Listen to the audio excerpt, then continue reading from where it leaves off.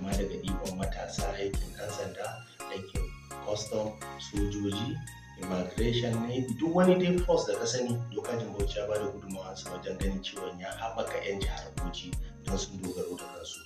Bayan haka in ka zo ɓangaren mata, Dokajin Bauchi bai bar mata a baya ba, sabila da kullum Dokajin Bauchi maganarsa shine cewa me in ka tambaye shi me yasa ya shiga siyasa zai ce maka sabida mata da matasa. To mata ma bai bar su a baya ba. Kai shaida ne, duniya shaida ne, jihar Bauchi shaida ne. Dokajin Bauchi ya koyar da mata sana'a, wanda lokacin yana wakiltar Ganjuwa Darazau ya ɗauki nauyin mata na wannan yanki bila adadin, ya koya musu sana'a, sannan ya ba su abin dogaro da kai. Sannan idan ka zo ɓangaren lokacin da Allah ya ba shi kujerar sanata a wannan Bauchi ta tsakiyar, still shi ma ya yi iya ƙoƙarinsa, ya koyar da mata sana'a, sannan kuma ya ba wa mata tallafi na jari.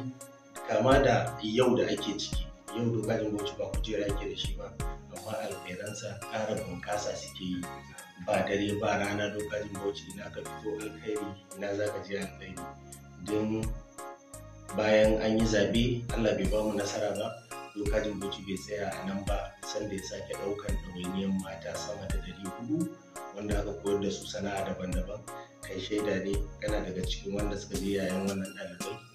To alhamdulillah wannan bai tsaya a nan ba. Dokajin Bauchi duk wanda ya mu'amala da shi ko yake tare da shi ko ya san waye shi, ya san dan babban gida ne wanda yake da masu faɗa.